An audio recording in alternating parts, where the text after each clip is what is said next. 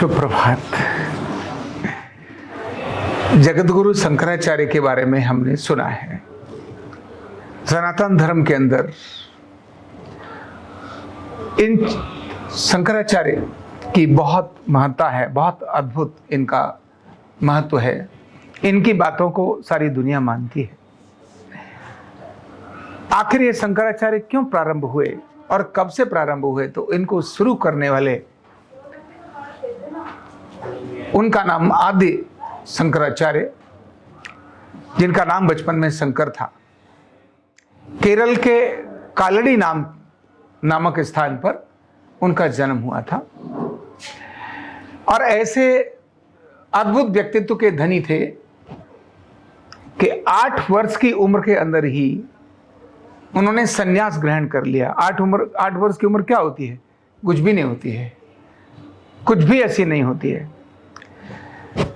उनके पिता और उनकी माता, तो उनकी माता तो जीवित थी, लेकिन पिता का बहुत कम उम्र के अंदर ही उनका देहावसान हो गया था। नाम था उनका शिव गुरु भट्ट और माता थी अयंबा। शिव भक्त परिवार था। भगवान शिव की आराधना करने के कारण से इनका नाम शंकर रखा। ऐसा व्यक्ति जो 8 वर्ष की उम्र में और सन्यास ले ले तो स्वाभाविक ही है, वो बचपन से ही बहुत अद्भुत मेधावी होगा ही। और ऐसा ही हुआ। उनके मन में आया कि मेरा जो जन्म है, मुझे परिवार के लिए नहीं, मुझे समाज के लिए बना है। और तब उनके मन में जब सन्यास की भावना बार बार आ रही थी, उनके पिताजी का स्वर्गवास हो गया था, माँ अकेली थी, तो उन्होंने माँ के सामने विषय रखा, माँ मुझे तो सन्यास लेना है। बोले अभी तो तू बहुत छोटा है, अभी कैसी बात करता है, तू अकेला ही तो है, सारी देख रेख और चिंता तो मेरी तू ही करेगा। लेकिन उनके मन में सन्यास की बहुत प्रबल भावना थी। बार बार माँ को कहते, लेकिन माँ मना करती। अब माँ को ना करे, माँ से नाराज होकर, माँ को गुस्सा करके किस प्रकार वो सन्यास ले ले, तो ये तो संभव था नहीं। कैसे एक गलत परंपरा डाले। तो उन्हें एक युक्ति सूझी और माँ के साथ पास में जो नदी थी उसमें स्नान करने के लिए गए। और जैसे ही वहां स्नान करते हैं, तो स्नान करते करते अचानक एक मगर आता है और मगर आकर इस शंकर के पैर को पकड़ लेता है। और जब वो पैर को पकड़ता है तो वो जोर जोर से चिल्लाते, माँ बचाओ, माँ बचाओ, मुझे तो मगर ने पकड़ लिया है, मगर ने पकड़ लिया है। माँ को देखा, माँ ने देखा मगर ने पकड़ लिया है। अब माँ तो विचलित, अब मगर को से छुड़ाने के लिए बच्चे को जाए, कैसे काम चले, इसके जाने पर भी नहीं छूटेगा। तब उन्होंने कहा कि माँ बिल्कुल मत, ये एक ही शर्त पर मुझे छोड़ सकता है, और वो ये है कि अगर तुम मुझे संन्यास धारण करने की अनुमति अगर मुझे प्रदान करो, तो ये तुम्हारा पुत्र को, ये जो मगर है, ये छोड़ देगा। अब माँ के सामने धर्म संकट था।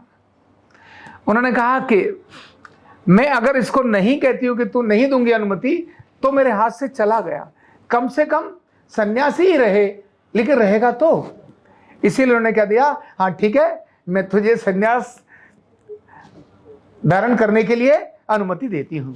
और जैसे ही माँ ने कहा सन्यासी बनने की अनुमति देते ही वो मगरमच्छ ने पैर छोड़ दिया और बालक बाहर आया और माँ रोने लगी कि मैंने अनुमति तुझे दी है, मैं तेरे जीवन की रक्षा करना चाहती हूँ।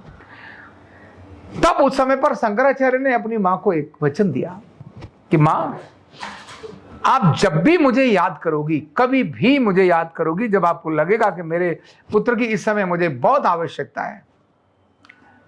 सन्यासी का कोई घर नहीं होता, सन्यासी का कोई स्थान नहीं होता, वो तो हमेशा भ्रमण करता है। ये माँ जानती थी, तो भी उन्होंने कहा कि नहीं, जब भी आप मुझे याद करोगी मैं हाजिर हो जाऊंगा। और यह बात कहकर वो शंकर जो था वो अपने घर से चले गए। शंकराचार्य ने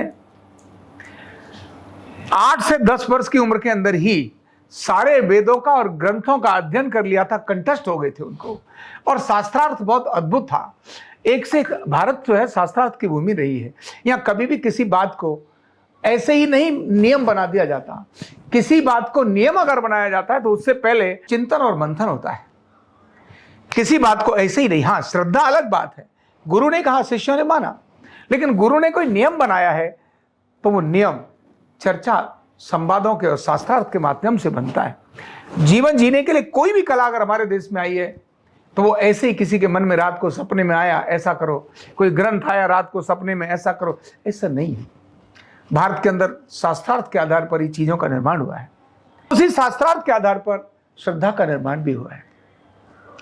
तो जब आदि शंकराचार्य ने सारे देश में घूमना शुरू किया, जगह जगह घूमना शुरू किया, देखना शुरू किया, उन्हें लगा कि धर्म की स्थापना की पुनरावश्यकता है। और कहते हैं कि आदि शंकराचार्य भगवान शिव के अवतार थे, कहते क्या थे ही। और उन्होंने भारत के 4 अलग अलग कोनों पर 4 मठ की, 4 जो उनकी स्थापना की, 4 मठ बनाए, जिनके अंदर गुजरात में बनाया, द्वारका के अंदर एक, दूसरा उत्तराखंड के में बनाया जोशी मठ, उड़ीसा के अंदर बनाया पुरी में, और श्रृंगेरी जो है कर्नाटक के अंदर बनाया। ऐसे 4 अलग अलग मठ उन्होंने स्थापना की। इन चारों स्थानों पर इनके जो प्रमुख होते हैं उनको शंकराचार्य ही कहते हैं, और वो सभी उसी आद्य शंकर की परंपराओं का निर्वाह करते हैं। यह बात हमको ये देखने की है कि शंकराचार्य के बारे में हमने जो जाना, ये पूरी सृष्टि जिससे चलती है वो शंकर ही है। पूरी सृष्टि शंकर से ही चलती है। चाहे दैत्य हो चाहे देव, ये बिना शंकर के कुछ नहीं करते। और शंकर एक ऐसी शक्ति है, पावर है, जो कभी भी और सहज प्रसन्न हो जाते हैं। सबसे सरल प्रसन्न होने वालों में शंकर ही है। हम जिस चिकित्सा को करते हैं अर्धनारीश्वर चिकित्सा, यह भी उसी शंकर की देन है। जितने भी नृत्य हैं, जितने भी संगीत हैं, ये सारे भी उसी शंकर से आए हैं, अर्धनारीश्वर से ही आए हैं। इसलिए यह जो 4 स्थान उन्होंने बनाए, उन चारों स्थानों का अपने आप में एक बहुत बड़ा महत्व है। शंकराचार्य के बारे में कहा गया है कि उनका जो शास्त्रार्थ है ना, काशी के मंडन मिश्र के साथ हुआ।